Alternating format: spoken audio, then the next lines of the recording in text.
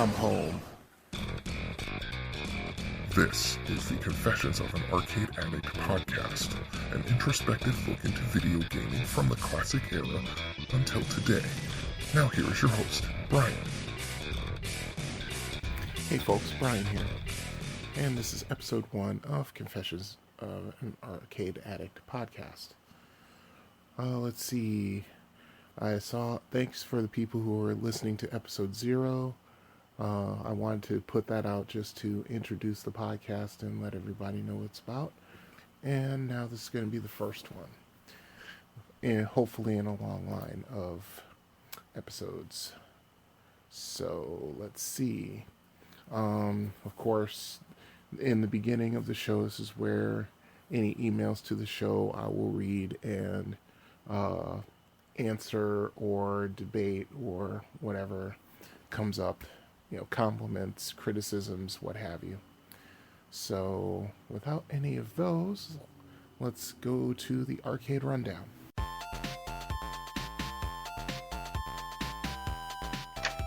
Good morning, Mr. Phelps. Your mission, Jim, should you decide to accept it, is to make Stefan believe Thompson's information.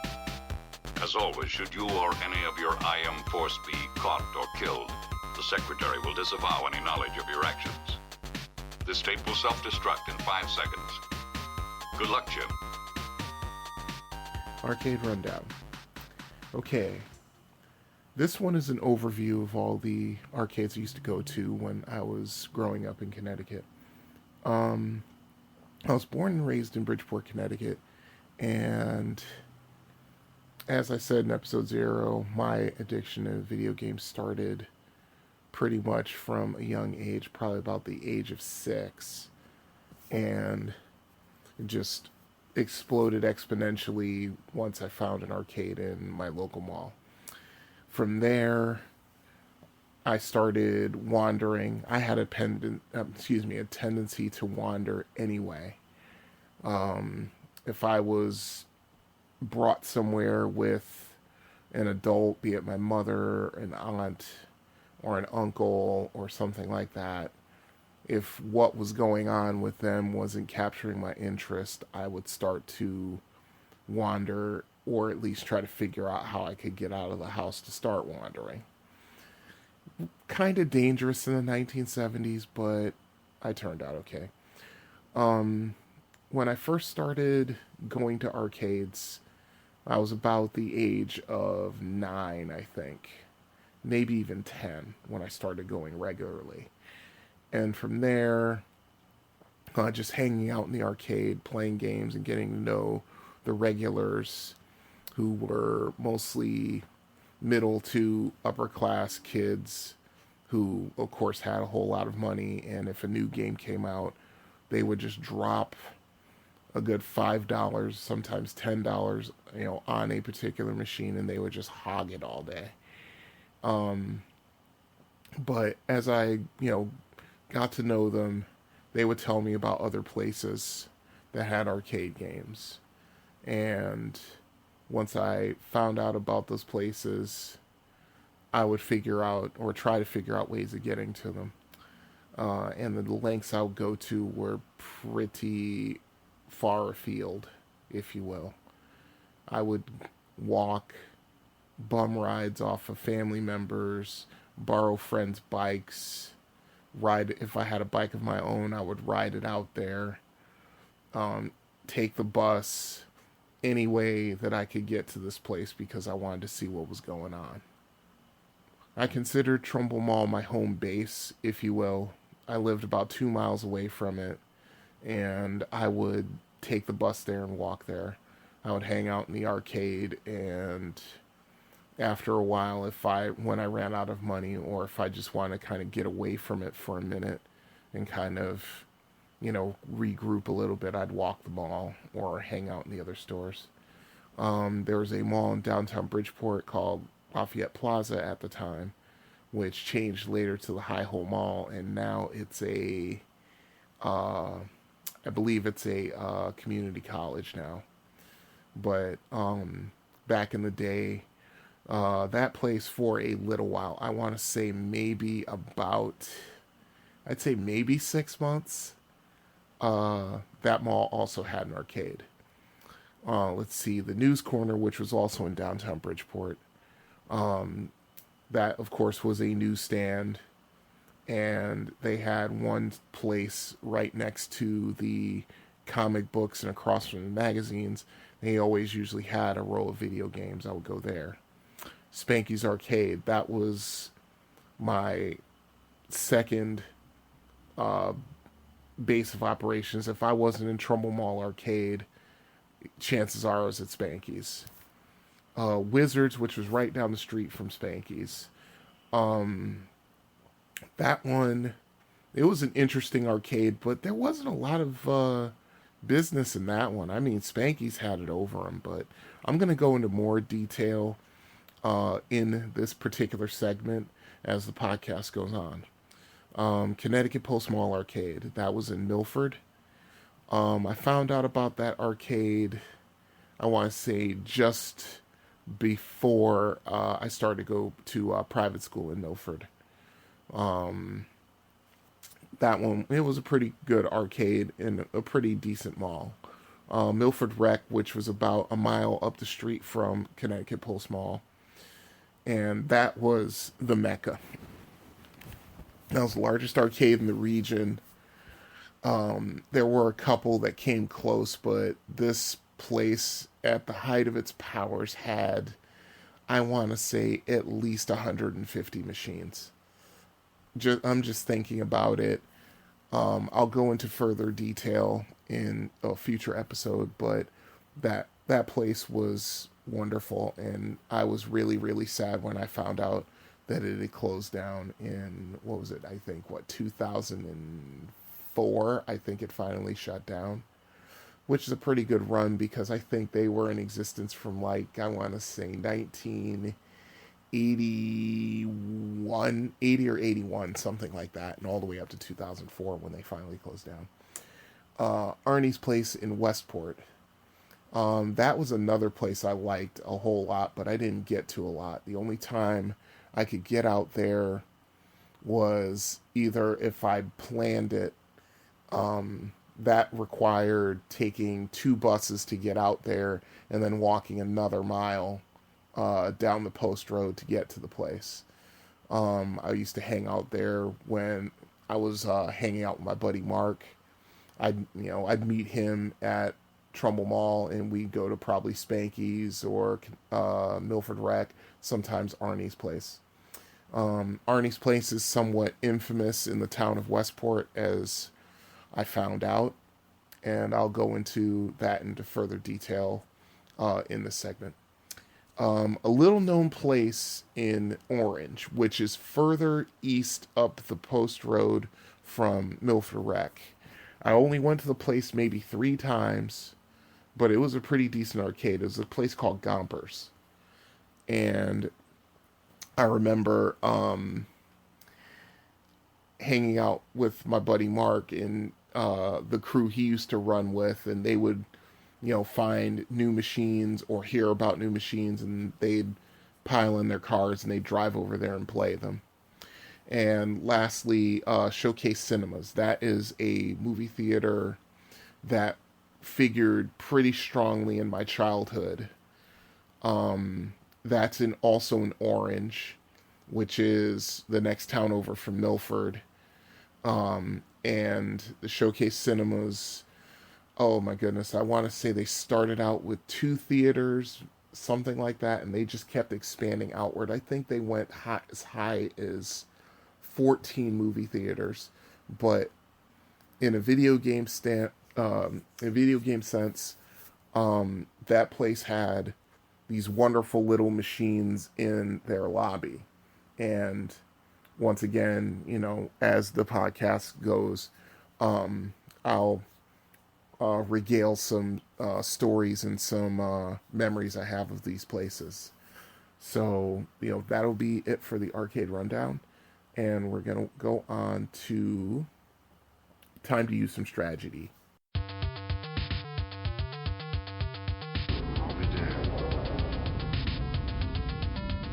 What happened? Combat tactics, Mr. Ryan.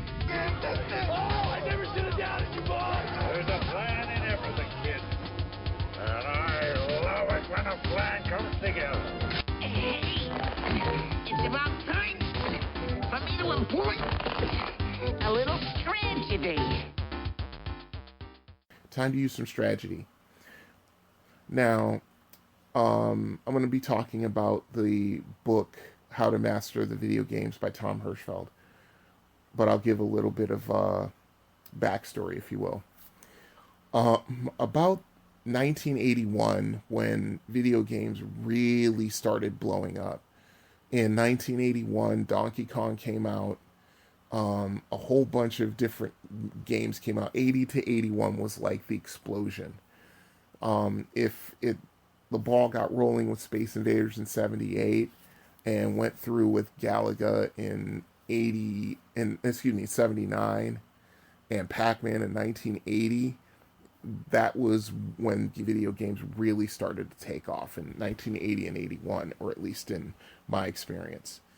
Of course, hanging out at the arcade a lot, I picked up some pointers from some people how to play certain games, but most of the kids that frequented the place that, I kind of got to know through hanging out at the arcade, they weren't exactly forthcoming with tips and so forth.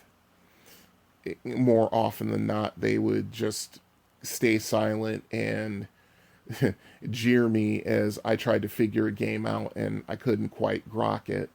And my game would end quickly and, they'd practically shove me out of the way so they could get to it, having $2-3 in quarters to play these games. So,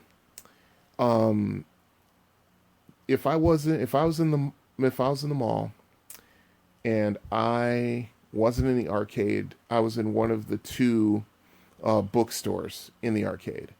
One was Walden Books, of course. That was on the main level, which was a level above where the arcade was. And then right across from the arcade, there was a B. Dalton Book Beast.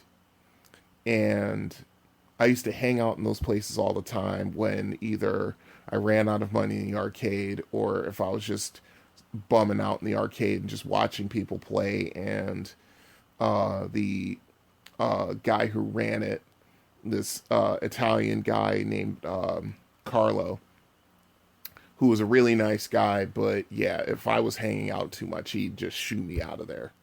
So that's when I would just walk the mall and, go other places and look at stuff and go to the bookstores and read. And one of the things I ran across was in about 1981, I think these books started coming out right in that area. And I used to just look at these books and I would pick up tips and then I would, try to see if these tips actually worked in the games they were talking about. I bought, how many?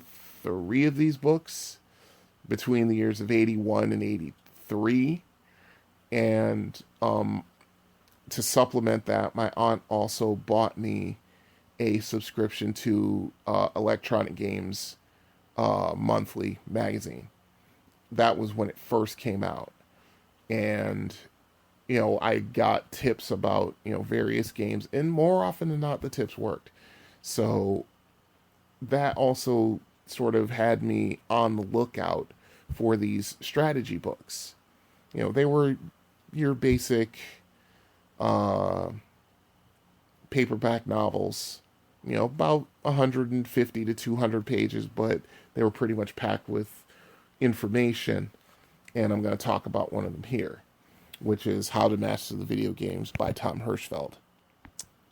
And I read this thing cover to cover at least 3 or 4 times before I actually just broke down and bought it.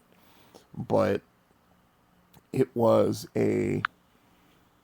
just a godsend in trying to get better at these games. And with me not having as much, not having a lot of money, being, in 81, I was 12? So, being a 12-year-old and not quite, being able to, have access to, being able to, have money to go to these places. So This book is just jam-packed full of information. I have a physical copy, but it's in storage right now. So I looked on the internet and I actually found an electronic copy. And I forgot just how well this book is laid out. In the table of contents, it gives you the for beginners only, which is, give you the introduction, which gives like a little bit of a history of video gaming up to that point in 1981, and also the author's personal perspective about some of the games that he played and how he would come up with these strategies. Then he breaks down in actually good detail. Each one of these games has a diagram of the actual gaming screen on the page with all the parts labeled, and then we'll give you an explanation of the controls, the scoring system, the direct threats of the player, what would end the game, and his personal observations and strategies about those games. Then he broke it down into 5 categories. Space Invaders type machines, asteroid type games, maze games, reflex games, and miscellaneous. All these Space Invaders machines are based pretty much in the same sort of genre as Space Invaders is. And I'll be talking about Space Invaders in our final segment. So he explains the controls. He explains all of the just all the various threats to you who is playing the game. And then he breaks it down into several personal descriptions, like know your enemy, which means, he sort of breaks it down into how video games actually work. He goes into RAM and ROM and random event generators and talking about microprocessors and things like that, which was, look, as a 12-year-old, I barely understood what they meant. He explained them pretty well, but most of it kind of went over my head and I didn't think too much about it. But yeah, he sort of just explains it to, what a video game does and how the play goes. The second one's know your enemy, which means to kind of study the actual game in attract mode and watch other people play it, because he breaks that down also into 7 steps of mastery. First one's reconnaissance. He basically says before you even put a quarter into a game, to sort of watch the attract mode and look at least at like 5 sample bouts of a game, meaning someone else to watch someone else play it, or watch a bunch of people play it several times before you even throw a quarter in and start playing it, which is actually good advice. Kind of saves you money. Second one is teamwork. He says, once you've selected a game to try, you need a friend to kind of help you through it. Friend, he should take notes about the game and give, constructive criticism and advice and so forth. And I kind of had that from several people who were arcade regulars who weren't, pricks. So, I used to get little tips about the game. I would ask constantly. I would be constantly soaking up information from those who are actually receptive to giving me these hints about the games that they've gleaned from their own play or asking other people. Concentration, which is pretty self-explanatory. let's see, tempo, which is to figure out how the game plays and to get its rhythms, which is actually a very, very underrated piece of advice, because kind of figuring out how, not so much what's going on the screen, but actually how the game plays, can kind of help you get better at a particular game. And I just thinking about it, the rhythm of Donkey Kong is much different than the rhythm of Pac-Man, which is much different than the rhythm of Defender. And being able to kind of settle yourself into what the game is doing can lead you to actually kind of get into a bit of a flow state and be able to actually just play the game with a pretty high level of competency, once you figure out what's going on. Observation. If you see something happen on the screen, remember it. And this one I still hold to this day, because when I'm go to like the arcade in Brighton and I'm playing all these games, that I've been playing since I was like 10, 11, 12 years old, I remember some of the things that happen, and the muscle memory kicks in, and all of a sudden I'm like, wow, I actually remembered that. But yeah. So, observation. The sixth one is experimentation, which that one I didn't go very far into because I was on such a limited budget, being, poor kid. So, that's when I would go back to talking to people and asking about this, that, or the other thing, and just going from there. And even go into one of the most famous case of successful experimentation was figuring out how to get in Space Invaders to get the UFO for 300 points. I remember that because I think in like 79 or 80, just that secret went around. And basically what it is that I'll explain it later in Space Invaders, but basically you have to fire your cannon a certain number of times and hit the alien on the very last number in the sequence, and you always got 300 points, which is very instrumental in how high of a score you get. But anyway, so the seventh point is memorization. And yeah, that's that goes along with observation. It's if you notice something in a game that either you can exploit or something that you can possibly, key into to increase your score in a game, it's always good to commit it to memory. I was playing Sequest on the 2600. That's one of my favorite 2600 games of all time. If it's not number one, it is certainly top 3. And it's a fantastic game by Activision. You should check it out if you don't already have it or know about it. But I just playing it,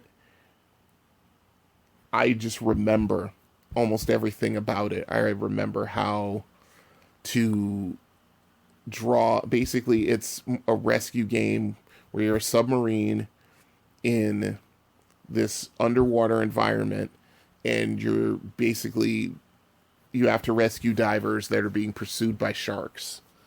And if sharks go off the screen from one side to the other, they'll come back on the other side as submarines, which will go across the screen and fire torpedoes as they go.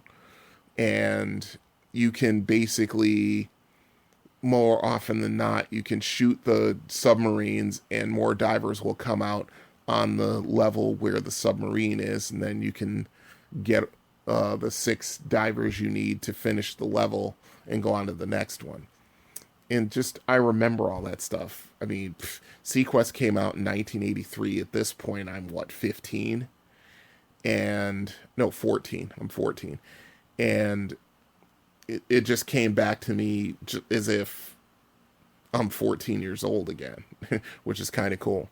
So yeah, he goes through these points, and he says, once you've used all 7 of these methods on the game that you choose, you'll find that you'll be getting good at the game and you will be on your way towards mastering it.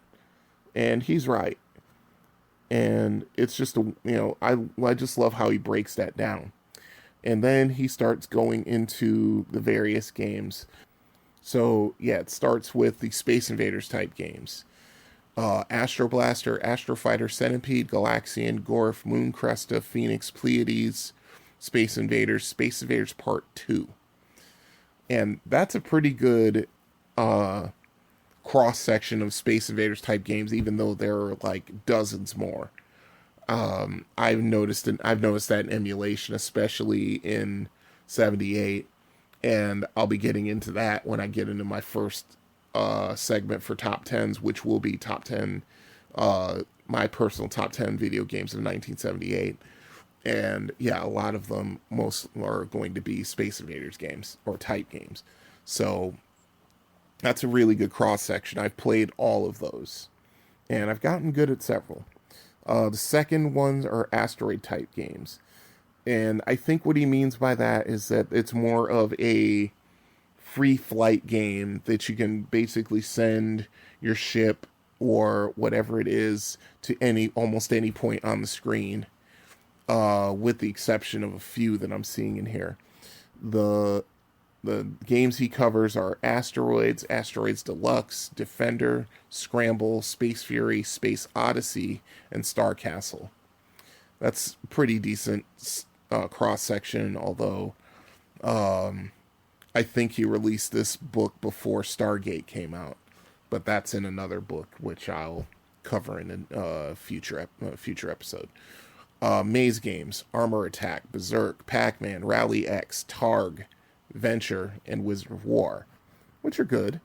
That's another good cross section. I mean, Pac-Man being the standout game in that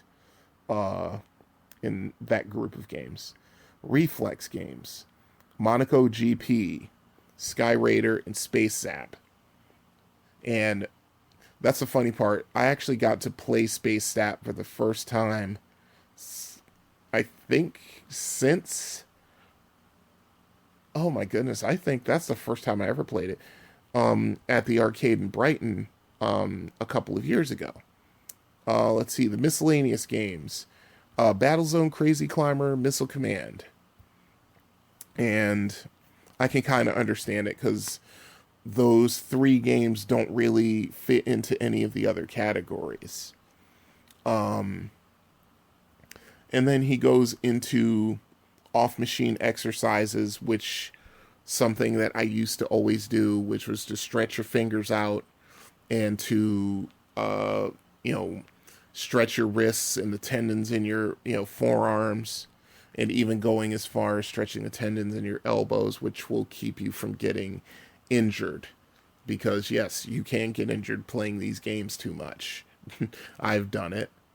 God only knows how many times. What comes to mind is playing a stand-up version of Spy Hunter, and I was actually really good at the game at one point, and the problem is that when you play it for too long, you have to use a foot to control the speed of the car in Spy Hunter, and the problem is that you're shifting most of your weight onto your other foot in order to be able to use the pedal with any sort of dexterity. And I remember one time I played that game for a couple of hours straight, and I just remember walking home that night, and I was limping for a good portion of the walk home because, I had played that game for too long. Another one at this day is playing Star Wars, and it's basically you have a control yoke controlling your X-Wing fighter, and you have 4 fire buttons, 2 triggers and 2 buttons on the yoke, and while you're moving the sight around, trying to either, trying to shoot at targets, I find that playing that, my fingers start to hurt. But that's also something that I need to do, is to take a couple minutes and stretch out before I go in there, especially because of an old man. But anyway, that's enough of that. So yes, this is one of those books that if you can find the electronic version, I think you can find it on Amazon in electronic format and also in physical format. I think they still sell copies, and there are other places you can get it as well. ababooks.com is a good place to find older out of print books for cheap. I've found quite a few books that I've wanted or I've had since I was a kid, but I've lost, and I've found them again. So that will do for Time for Some Strategy. And we will go on to our last segment of the show, which is Are You Experienced? I'm too old for this. Hiding in front seats like a teenager. Poppy, I think I'm getting too old for this stuff. I'm getting too old for this. Listen, you was born too old for this. I'm getting too old for this. I'm getting too old for this. Lying wet-arsed in the heather chasing other men's cattle. I'm getting too old for this sort of thing. Maybe we're getting too old for this. What do you think, huh? I'm not too old for this shit. I'm not too old for this shit. You will not. We're not too old for this shit. We're not too old for this shit. We're not too old for this. Say it like you believe. We're not too old for this shit. Yeah. We're not too old for this I'm not gonna shit. buy a hemorrhoid cushion. We're not too old for this shit. Are You Experienced? Space Invaders. Yeah, this one is the game that really started it all. I remember I had found the arcade in the mall in, I want to say, spring of 78. It's either spring or early summer of 78. But all I know is that there wasn't a Space Invaders machine when I found it. It was all mostly Atari games, games from like, I couldn't even begin to think about the rundown of the games, but it was mostly, games of the day like Sprint 8 or Starship 1 and games like that. And of course you had, your obligatory 10 to 12 pinball machines in the arcade. Then I just remember one day I came in there, and this is before I was going in there regularly. I think I started going to the mall at a regular basis when I was like 9, maybe 10, somewhere in that area. But I remember all of a sudden there was just people just crowded around this one game. And I just basically would just kind of worm my way in there and kind of get on the side of the machine and just look in at it, and it was Space Invaders. And you had, there was just nothing like it. The game more or less printed money. I wouldn't be surprised if that one game paid the monthly rent for that storefront for at least a couple of months, probably longer. So to give you just a little bit of background information, Space Invaders is an arcade game created by Tomohiro Nishikado and released in 1978. It was manufactured and sold by Taito in Japan and licensed in the United States by the Midway division of Bally. Space Invaders is one of the earliest shooting games. The aim is to defeat waves of aliens with a laser to earn as many points as possible. And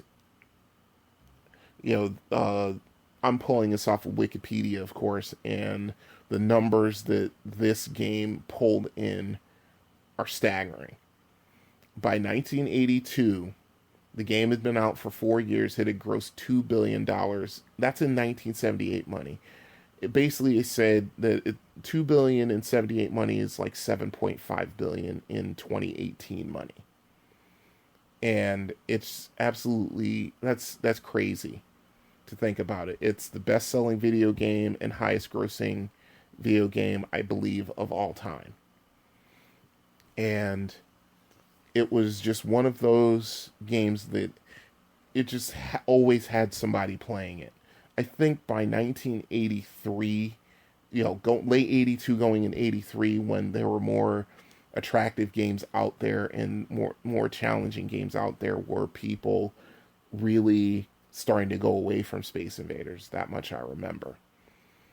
But like I said, when it showed up at the Trumbull Mall Arcade, just everybody was playing it. I played it every once in a while. I didn't really get good at it until probably about 1981 or so. By that time, all the secrets of the game had been revealed. And once you knew the secrets, then, you could basically just rack up a really good score on the game. I'm trying to remember what my highest score was. I want to say it was like, I'd say probably like 6,000 or something. But in 1978, this was the game that really, really kicked it off. I mean, I've always said that. I've always believed that without even looking up the information on the internet. And, it's nice to know that what I felt and what I thought at the time was absolutely right. Everything changed when Space Invaders came out. First thing it did, it spawned a ton of Space Invaders clones. I mean, not so much clones, but they were based off the model. I mean, Galaxian, which was a successful game in its own right, which came out in '79, that's a Space Invaders clone because it takes the basic concepts of Space Invaders and just gives it a twist. And as I was looking through a bunch of games and emulation, there were tons and tons and tons of Space Invaders clones, to the point where they would have a game that was pretty much Space Invaders, but they would change the looks of the aliens in the game, and they call it something else, but it was Space Invaders. Let's see. I remember, like I said, every place had a Space Invaders machine. Trumbull Mall Arcade had one. I believe that the arcade in the Lafayette Plaza had one. I believe for a while News Corner had one. I think the Bridgeport train station had one. I'm certain of, for a little while. And then a local diner in my neck of the woods, Galaxy Diner, they didn't have one, they had two. They were both what do they call it? Yeah, they were both cabarets. As a matter of fact, they even had, no, I take that back. They didn't have cabarets, they had tabletops, which was interesting. I think they got those directly from Japan because they were Taito machines. They weren't Bally Midway machines. So yeah, I mean, it was just one of those games where it was everywhere and everybody wanted to play it. I mean, I thought for a long time, I think there was a story that basically Japan had run out of 100 yen coins, but as it turns out, that's a myth. They basically said, basically what it is that Japan just did not print as many 100 yen coins, which is like the equivalent of 25 cents here. They didn't print that many coins, that's why there was a shortage. And, I always thought that, it was a pretty cool story, but, I was a little disappointed to find out it wasn't true. So, yeah, so I just remember just playing this game, when I played the game and I figured out, or not even figured out, I was shown all of the tricks. The first one was that you had to fire 22 shots and hit the saucer on the 22nd shot to get 300 points, because otherwise it would go between, 50, 100, 150, and 300 points. And I think it was completely random unless you hit that 20-second shot. That was for the first saucer. The second saucer, I think it was 18 shots, and you had to hit it on the 18th. And so on and so forth, until, of course, the aliens had gotten so low on the screen that you had to pretty much deal with them and end the wave. And then it would start over. And, of course, the aliens start lower, and then lower still, and then I think on the fourth set of aliens, you don't have the bases that you can hide under anymore to protect yourself from enemy fire. So at this point, you had to be really good figuring out where you were going and being able to either anticipate or dodge the enemy shots, because not only are they coming more often, they're coming from a lower point on the screen where the aliens are. The best thing the easiest way to just beat Space Invaders was to, once you got past like the third wave or fourth wave, if you were really good, maybe in fifth wave if you were really good, was to set it up so you had a group of 4 levels of aliens on one, on one side, and then 2 spaces over you had 1 alien on the top level. And then you would just let them come down, and they would be like right over your ship, and once they are there, they can fire their shots all they want and they can't kill you, and then you can just kill them there. And you would just do that, and it just made things easier if it was a little nerve-wracking, because of course if any alien gets down to the level where your base is, the game is instantly over. You don't lose a life. It doesn't matter how many lives you have left. Once they get down to that level, game over, you're done. So, you had to be really good in timing your fire, especially when you were dealing with the last 2 levels of enemies. Especially the last row. When you had 5 enemies you had to kill, and each one you killed, the enemies move faster, and if you missed, that was pretty much it. So you had to be really good with your fire control. So, that's, Space Invaders. I played that game. I played my share of it, and even after it had fallen out of favor, I was walking home from the mall, and of course, walking down Main Street, you go right by the Galaxy Diner. If I had a quarter and I had the inkling, I'd go in there and play Space Invaders for a little bit. Just for the hell of it. So, those are my memories for the most part. And, that's how this segment's going to be. And, it's more, just memories that I have, and maybe a memory will trigger something else, and I'll talk about that, and so on and so forth. So that'll be it for Space Invaders. Now, if you want to, drop an email about any of the segments that you've heard, or if you have your own stories or any other things you want to say, any criticisms, praises, whatever you have, just send them to arcadeaddictbrian@gmail.com. That's all one word. And also, I have a phone number for you to call and leave a voicemail. And that number is, if I can find my notes, there it is. It is 734-743-2433. So, that's it for episode 1 of Confessions of an Arcade Addict podcast. I'll be coming back with episode 2 shortly. And until then, this is Brian. Have fun, good gaming, au revoir. This has been the Confessions of an Arcade Addict podcast. All music is provided by Kevin MacLeod. You can find his music at incompetech.com. If you wish to contact the show, you can drop an email at arcadeaddictbrian, that's all one word, @gmail.com. We also have a voicemail number for the show.